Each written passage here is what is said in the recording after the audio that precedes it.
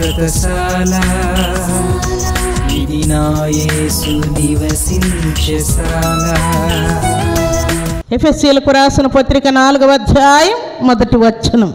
కాబట్టి మీరు సమాధానమును బంధము చేత ఆత్మ కలిగించు ఐక్యమును కాపాడుకొనుటయందు శ్రద్ధ గలవారై.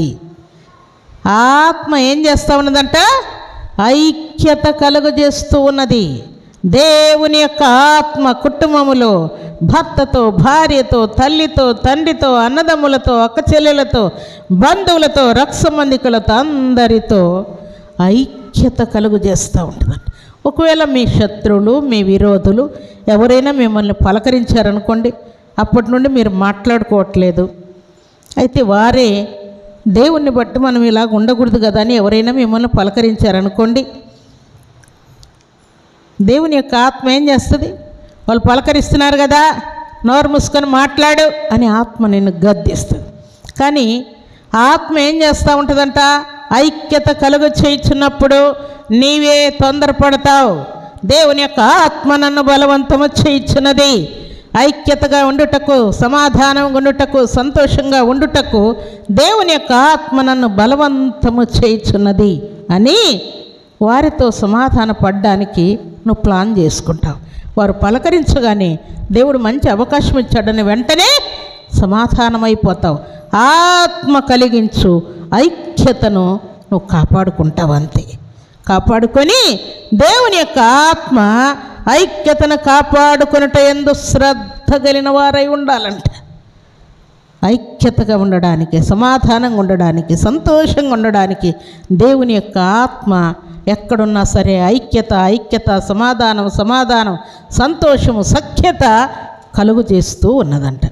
ఈలాగున దేవుని యొక్క ఆత్మ మనల్ని ఇట్టి కార్యాలతో మనల్ని ముందుకు నడిపిస్తాను. అయితే పరిశుద్ధ గ్రంథంలో ఆత్మ కలిగిన వారు ఈ కార్యాలన్నీ కూడా పరిశుద్ధాత్మ అనేటువంటి ప్రత్యేకమైనటువంటి ఆత్మను పొందకముందే ఈ క్రియలు జరిగిపోతూ ఉంటాయి. దేవుడు మనల్ని ప్రేరేపించగానే మనం పరిశుద్ధపరచబడుతూ ఉంటాం, పాపాలు ఒప్పుకుంటాం. దేవుడు మనల్ని ప్రేరేపించగానే ఆత్మ మనల్ని క్రమశిక్షణలోనికి తీసుకుని వస్తాడు. ఆత్మ మనల్ని ఐక్యతగా ఉండేటట్టు చేస్తూ ఉంటాడు. ఇవి కాక ఒక ప్రత్యేకమైనటువంటి ఆత్మను గురించి దేవుడు మాట్లాడుతున్నాడు. ఏంటంటే చూడండి, పరిశుద్ధ గ్రంథంలో నుండి సంఖ్యాకాండం 27వ అధ్యాయం 18 నుండి చదువుకుందాం. అందుకు యెహోవా మోషేతో ఇట్లా నేను నూను కుమారుడైన యెహోషువ ఆత్మను పొందినవాడు, నీవు అతన్ని తీసుకొని అతని మీద చెయ్యి ఉంచి అంటూ ఉన్నాడు. అప్పటికి ఏం జరిగిందంటే భక్తుడైనటువంటి మోషే చాలా డల్ అయిపోయాడు. ఏజ్ ఎక్కువైపోయింది. దేవునితో మాట్లాడాలి, ప్రతిరోజు మరలా వచ్చి ఇశ్రాయేలులకు చెప్పాలి. దేవుడు ఈ సంగతి తెలియజేశాడు, దేవుడు ఇట్లా చేయమన్నాడు, మిమ్మల్ని ఇట్లా ఉండమన్నాడు అని భక్తుడైనటువంటి మోషే దేవుడు చెప్పిన పర్వతానికి వెళ్ళి దేవునితో మాట్లాడి దేవుడు సెలవిచ్చిన సంగతులన్నీ ఇశ్రాయేలులకు చెప్తూ ఉండాలి. ప్రతిసారి కొండ ఎక్కాలి, మరలా కొండ దిగి దేవుని ప్రజల దగ్గరికి వస్తూ ఉండాలి. ఇలాగ చేయటానికి భక్తుడైనటువంటి మోషేకు వయసు అయిపోయింది, కొండ ఎక్కలేని స్థితి అయిపోయింది. అందుకని ప్రభువా నన్ను తీసుకుంటానంటున్నావు, కానాను నువ్వు చూడవని అంటున్నావు. సంతోషం, నన్ను తీసుకోవాలనుకుంటే నీ ప్రజలకు సమాచారం తెలియజేయడానికి, నీ దగ్గరకు, ప్రజల దగ్గరకు రావడానికి ఒక వ్యక్తి కావాలి కదా, ఎవరున్నారయ్యా, నన్నేమో రమ్మంటున్నావు అని భక్తుడైన మోషే దేవుణ్ణి అడిగాడంట. అడిగితే అప్పుడు దేవుడు అంటూ ఉన్నాడు, ఆత్మను పొందినటువంటి యెహోషువ ఉన్నాడు కదా అంటూ ఉన్నాడు. నన్ను రమ్మంటున్నావు కాబట్టి నేను వచ్చేస్తాను అని బాధ్యత లేనివాడుగా మోషే ఉండట్లేదు. ప్రియులారా, సంఖ్యాకాండం 27వ అధ్యాయం 15వ వచనం 16వ వచనం కూడా చదువుకుందాం. అప్పుడు మోషే యెహోవాతో ఇట్లా నేను, యెహోవా సమస్త మానవుల ఆత్మలకు దేవా, యెహోవా సమాజము కాపరి లేని గొర్రెల వలె ఉండకుండునట్లు ఈ సమాజం మీద ఒకని నియమించుము, అతడు వారి ఎదుట వచ్చుచు పోవచ్చు ఉండి వారికి నాయకుడుగా ఉండుటకు సమర్థుడై ఉండవలెను.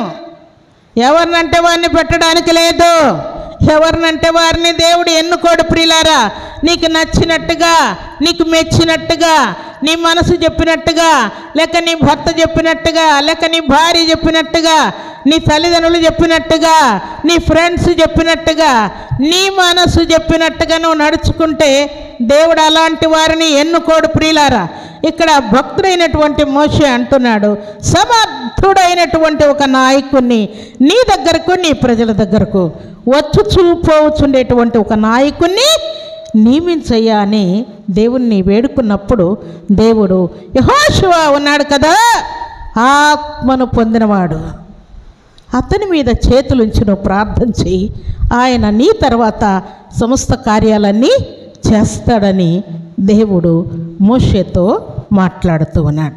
అయితే దేవుని సన్నిధిలో దేవుడు సెలవిచ్చినట్టుగా భక్తుడైనటువంటి మోషే యెహోషువ మీద చేతులుంచి ప్రార్థన చేశాడంట. అప్పుడు ఏం జరిగిందో చూడండి, ఆ మాట చదువుకుందాం. ద్వితీయోపదేశ కాండం 34వ అధ్యాయం 9వ వచనం చదువుకుందాం. మోషే తన చేతులను నూను కుమారుడైన యెహోషువ మీద ఉంచి ఉండెను కనుక అతడు జ్ఞానాత్మ పూర్ణుడాయెను. అందుకే దేవుడు ఏమన్నాడు చెప్పండి, ఎవరికైనా జ్ఞానము కొదవుగా ఉంటే, జ్ఞాపక శక్తి తక్కువగా ఉంటే, సరైనటువంటి ఆలోచన విధానం నాకు లేదని అనుకుంటే, బుద్ధి జ్ఞాన సర్వ సంపదలు నా దగ్గరే ఉన్నాయి అంటూ ఉన్నాడు దేవుడు. బుద్ధి జ్ఞాన సర్వ సంపదలన్నీ కూడా నా దగ్గర ఉన్నాయి, నన్ను అడగండి మీ జ్ఞానం ఇస్తానని దేవుడు అంటూ ఉన్నాడు. అలాగే భక్తుడైనటువంటి మోషేతో యెహోషువ తల మీద చేయబెట్టి ప్రార్థన చేయమని చెప్పగానే ఆయన అలాగూ ప్రార్థన చేసిన తర్వాత ఏమయ్యాడంట ఆయన చూడండి 9వ వచనంలో, అతడు జ్ఞానాత్మ పూర్ణుడాయెను.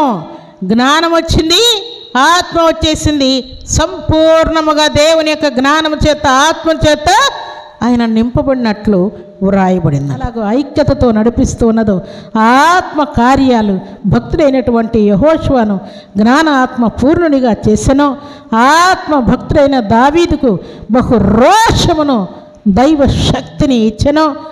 ఆత్మ భక్తుడైనటువంటి యోసేపునకు జ్ఞాన వివేకం గల ఆత్మనిచ్చెను. దేవుడు దీవించిన తర్వాత, ఆశీర్వదించిన తర్వాత, ఆత్మ కార్యాలు మన జీవితాల్లో జరిగించిన తర్వాత మనం కూడా కృతజ్ఞతాభావంతో భక్తుడైన జక్కయ్య ఎలాగున తన తప్పులన్నీ ఒప్పుకొని దేవునికి అర్పణించి తన ఆత్మను దేవుని ఎదుట ఎలా కుమ్మరించాడో దేవుని సన్నిధిలో చేరిన మనం అందరం కూడా ఆత్మ కలిగిన వారమై దేవుణ్ణి సంతోషపరుస్తూ ప్రార్థన వైపే నడిపిస్తా ఉన్నాం.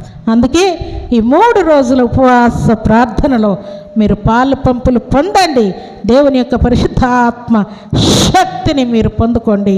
దాని తర్వాత మీకు ఏమేమి అవసరమో వాటన్నిటిని కూడా సమృద్ధిగా దేవుడు అనుగ్రహించి మిమ్మల్ని దేవుడు ఆశీర్వదించబోతున్నాడు. అలాంటి కృపా భాగ్యం సర్వశక్తిమంతుడైనటువంటి దేవాతి దేవుడు సర్వసమృద్ధిగా మనందరికీ అనుగ్రహించి ఆశీర్వదించునుగాక. ఆమేన్.